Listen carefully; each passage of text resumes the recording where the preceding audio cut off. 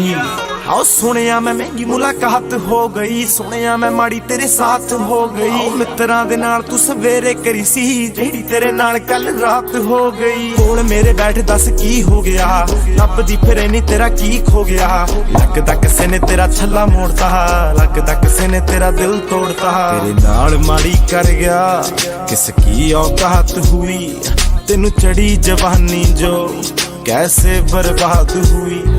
आओ पास में तो बैठो, बोलो क्या बात हुई, या बोल नहीं सकते जो आपके साथ हुई।